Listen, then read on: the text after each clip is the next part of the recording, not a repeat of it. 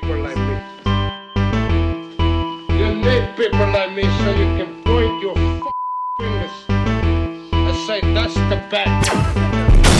That's the bad guy. That's the bad guy. That's the bad guy. That's the bad guy.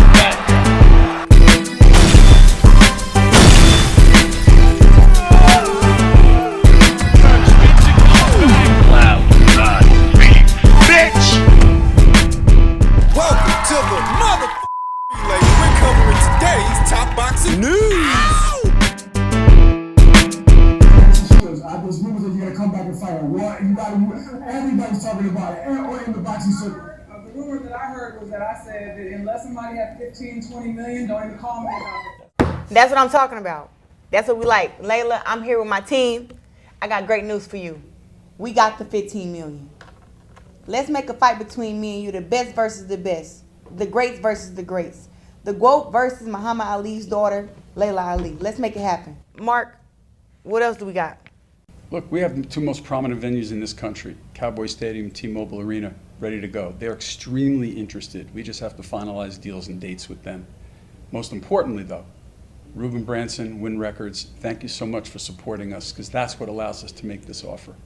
Thank you very much, Mark. Win Records' assignment was to bring forth $15 million. We have the $15 million for Layla. Let's make this fight happen. That's what I'm talking about. So you saying we got the 15 million, we got the venue, and we got the dates. Now all we need is Layla Ali. Is he gonna make this fight happen or what? You asked for the 15 million and we delivered. So this announcement is not having the reaction, I think, that Clarissa Shields thought it would, not in many circles. Alejandro Perez said, when I heard quote-unquote Cowboy Stadium, several laughing emojis. What, they think they're gonna sell out the Cowboy Stadium with this fight? With whose fans? Clarissa's? If so, where the hell have they been all this time? Vic Season said so she's gonna fight grannies for the rest of her career? It looks that way. Her last fight was against a 42-year-old novice with only 5 professional fights who had never actually fought in a 10-rounder, so that she can now pursue an even older fighter who's been out a lot longer. Close to 20 years. Junie B. Jones said, no, this is crazy. It's like if Rampage Jackson came out of retirement to fight Tom Aspinall. The shit makes no sense. Oka replied by saying, wait, people really want to see this? This is even worse than Pacquiao versus Barrios.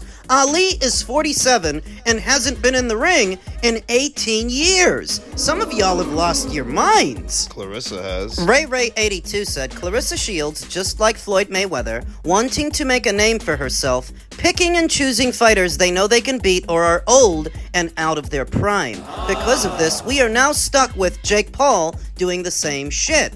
Isaac 0024B said, Doug, she's 47. One Shot Spittoon said, what happened to you focusing on the match that's in front of you? The one with Lonnie Daniels? Giovanni stated, just great. Fighting Layla, who's been retired since 2007, 18 years, and is about 48 years old. From fighting a 44-year-old with 5 pro fights to fighting a 48-year-old that hasn't fought in 18 years. That's not what makes you the GOAT. Fight some real competition for once. L. Peps said, LOL, she's 47. SS Justin said, bro, she's so damn corny. Oh my god. And there are many, many more reactions just like this one. We could be here all day reading through them. The point is, this announcement is not the bombshell that Clarissa thought it was. It's not getting the reactions I think she thought it would get. And a guy who goes by the name Last of a Dying Breed, a regular here on the channel and an avid Clarissa Shields apologist. He hates my coverage of that fighter, though simultaneously he can't seem to stay away from it. Now, he reacted to the news by saying no sponsors, nobody likes her, and she doesn't make any money. She got 15 M's for Layla, though you say speaking on things you really have no knowledge of. The Dunning-Kruger effect is strong in this one. So let's say that oversized novelty check is genuine, and let's say that the money is real and they've really got it. It took for you to bring Layla into the mix. You know that this is not the same thing as having corporate sponsors, right? No, this guy doesn't actually understand what it's like to be a brand ambassador for a major brand. In his mind, this win group coming up with the 15 million for Layla is the equivalent of Clarissa having corporate sponsors, not realizing that those kind of dollar amounts are not often associated with a Clarissa Shields fight. She doesn't make that kind of money. And if that money all of a sudden pops up, it's for the name value of a Layla Ali. It's to satisfy Layla's demands. You understand that? Who's the one who asked for $15 million? Layla. Now, if you go and fetch it for her, where normally your fights don't have this kind of money attached to them, that speaks to her name value. Because the Maricela Cornejo fight was not a $15 million fight. The Vanessa Joannese fight was not a $15 million fight. The Danielle Perkins fight and the fight that Clarissa's about to have with Lonnie Daniels, those were not $15 million fights. Nobody got that kind of money. Not Clarissa, and certainly not her opponent. So if all of a sudden you got to get this kind of money, well, that has more to do with Layla than Clarissa, doesn't it? When has Clarissa Shields ever been in a $15 million fight? Operational costs. This guy really don't know the ball from the bounce, and he's projecting his inadequacies onto me. Because if you have to come up with $15 million for Layla, what are you going to pay Clarissa? And where does that put the operational costs? If you put up this kind of money, at minimum, you have to be expecting to generate in excess of 15 million. You would have to just to break even. This guy is woefully stupid. You understand that, right? That because they get 15 million, they can't just make 15 million and everything's okay. They have to make in excess of that to cover whatever they pay Clarissa and whatever they pay the undercard fighters, as well as the production team that would be shooting all of this. You understand that, right? And don't forget about the promotion for the show. That adds to the operational costs. So what are you pricing this fight at? $20 million? 25? You expect to generate $20 to $25 million with Clarissa Shields versus a 47-year-old Layla Ali. And you believe all of this? I saw that broad come out with that oversized novelty check that says $15 million in big letters. So everybody could see it. And I thought to myself, what if this is a bluff? What if it's all for show? Because that's how it reads. They just want to get Layla to reject the fight publicly so that can add to Clarissa's profile, so she can run around saying, Layla ducked me. I really am the GWOAT. Because Muhammad Ali's 47-year-old daughter, who's been out of the ring for almost 20 years, didn't want to fight me. Is there a statute of limitations on what constitutes a duck? If a fighter's been out of the ring for that long, is it a duck? To Clarissa it is, and her mongoloid fans. You understand that Layla Ali's been out of the ring longer than Mike Tyson? Going into the Jake Paul fight, Mike Tyson had that exhibition with Roy Jones 5 years ago. She's been out a lot longer than that. So was I supposed to be impressed? Last of a dying breed? I mean, are you impressed with Jake Paul's win over Mike Tyson? With Jake Paul's win over Julio Cesar Chavez? Because if this stuff from Clarissa impresses you, then I guess that stuff does too. It would have to. This is not about liking Clarissa Shields for last of a dying breed, because if it were just about that, who cares what Ring IQ thinks about that fighter? Who cares what he has to say? If you like Clarissa and everything she's doing, well, that should be enough. The reason it isn't is because you want my seal of approval. Where I couldn't give a rat's furry ass about yours, you want me to like that fighter as much as you like that fighter. Otherwise, why spend this much time on it and why keep coming back here? You already know what I think. It's not enough that you like her. You want everybody else to like her too, and you're besides yourself. Because they don't. Because I don't. At its base, it's an inferiority complex, because why would you spend this much time on what somebody else thinks about something that you like? Why don't you just like it and shut the hell up? Maybe it's because underneath it all, you know how ridiculous it is for Clarissa Shields to proclaim that she's the greatest woman of all times for pursuing a fight like this with a 47-year-old that hasn't fought in close to 20 years. It speaks to what I say all the time. This woman is campaigning in such barren and empty weight classes, she's reduced to calling out retirees. And I'm assuming that Layla is intended to go into this thing cold, without any tune-up fights in between, to warm up, to shake off the cobwebs after 18 years of not boxing. If the offer's even real, I don't dismiss the possibility that this could all be for show. What gave it away? Well, the oversized novelty check may have had something to do with that. 15 million written in big letters that everybody can see. Who goes for this kind of stuff? Dumb dullards and ghetto garbage that don't see anything wrong with pursuing a fight against a retiree that's close to 50. But like I said, that's not enough to satisfy them. They're not satisfied unless guys like me and you are also impressed. Except I'm not.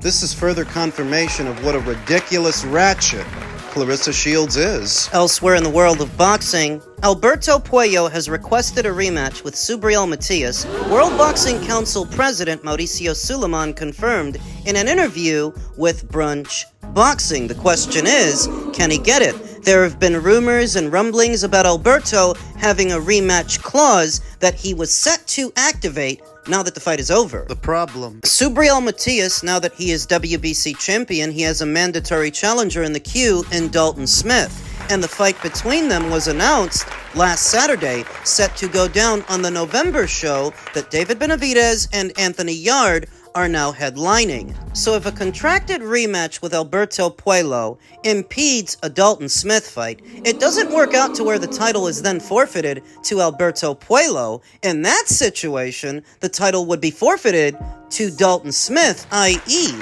if you're doing all this to get your belt back, you might not. We already saw a situation like this play out years ago after Tyson Fury beat Vladimir Klitschko for 3 of the 4 major titles at the weight. Vladimir had a rematch clause that he activated, the same as Alberto Puello, and as a result, Tyson Fury was bound. He couldn't fight anybody else. So, he was stripped of one of his titles almost immediately. Vlad didn't get to win it back. Like Alberto may not get a chance to win his back, because he's not the mandatory. Dalton Smith is, and the fight that Turkey's paying for, the one with all the big money attached, is the Dalton Smith fight. I don't know about a Puello rematch. Can they pay him to step aside? Can they pay him to stand down? Pay who? Puello? Both of them. Puello, Dalton Smith. Something's gotta give. Somebody's gotta stand down because Dalton Smith has next. He's got dibs on a Matias fight, but Puello's got a contract, they say. He's got a rematch clause. Are you sure? That's what I heard a few days ago, but I don't know for sure.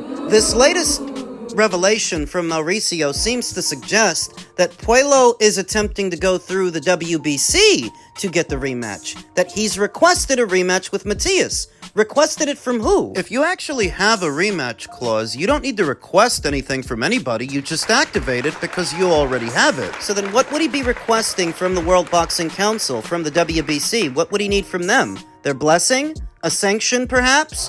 To ensure that the title is on the line? Maybe it's that way. What's the problem there? What if Turkey doesn't want to pay for the rematch? What if the only fight he wants to pay for is the Dalton Smith fight? What if he doesn't finance the second fight between Puello and Matias like he did the first? That's a serious monkey wrench. It's too soon to tell. I don't yet know how this is going to break down. There are too many moving parts, but we'll keep an eye on it.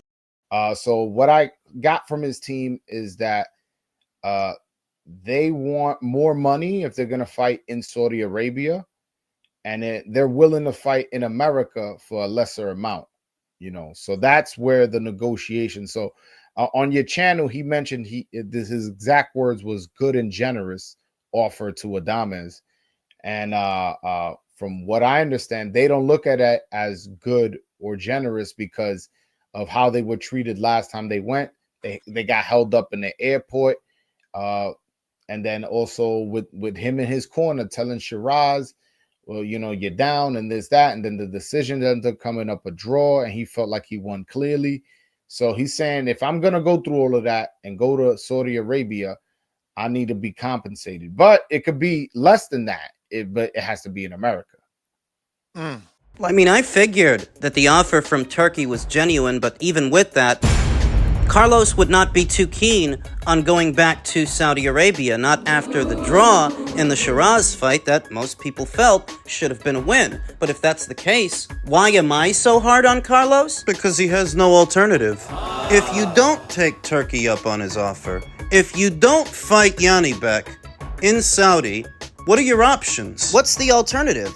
Nobody's about to pay you buku dollars to fight Lara. Now, you could fight Lara in-house. He's got a belt like you've got a belt, and that fight won't generate the least bit of money or the least bit of interest. That's reality. Where the Janibek fight, that's the one with the backstory. That's the one that's been built up over time. That's the one that people are at least a little bit interested in. What I'm really tired of, especially within the American boxing scene, not just as it pertains to American fighters, but fighters based out of America, is they always make things difficult with the posturing. It's exhausting. You will notice that ever since Turkey entered into the boxing space, when working with international fighters from other countries, things mostly run smoothly, but as soon as he sets his foot in America and tries to work with these guys, the fighters that are here, there's always a goddamn problem. Yeah, but Carlos is Dominican, ain't he? Yeah, he might be, but the people that handle his career, the people at the PBC, where are they based out of? They're based out of America. So it's really the same thing. In spite of all of this, there is still hope that the fight might happen. That if the difference between the fight happening and not happening is a few more dollars to Carlos Adames to sweeten the pot and sweeten the deal, Turkey might do it. Money is no object to this guy. With some understanding for Carlos's circumstances, that he feels a man hard done in what was the Hamza Shiraz fight, this might still happen.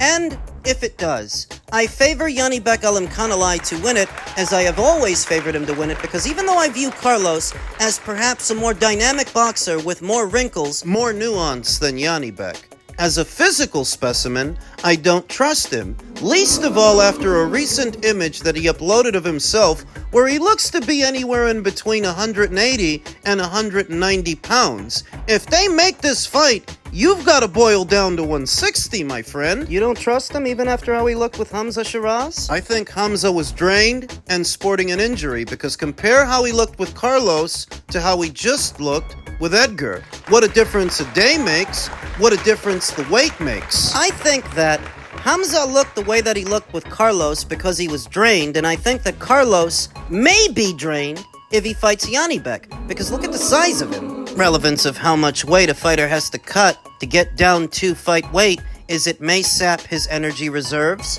his punch resistance, his power. You see what just happened to Angel Fierro for trying to make 140. How much of Carlos will he leave in the gym trying to make 160? I like Janibek to win the fight. And I like him to win the fight by way of knockout if they can get it done, and I believe they can. I reiterate, if the difference between the fight happening and not happening is just a few more dollars, Turkey may yet pay to play. What this confirms is everything that Janibek has been saying and everything that Turkey has been saying, that they did try to get in contact with Carlos, that they did try to do this fight, so that if it falls apart now, you know who to blame. It'll be Carlos's fault. And if it does fall apart and it don't materialize, I don't know what the alternative for him is. It's not like the PBC has an overabundance of fight dates or bodies for him to fight. You screwed a pooch on this one, you may be on the bench for the rest of the year. So you really have to ask yourself, when the alternative for something is a whole lot of nothing, is that really an alternative? You can either accept this or not accept it. But if you don't, what are you gonna do? He better take the fight if he knows what's good for him.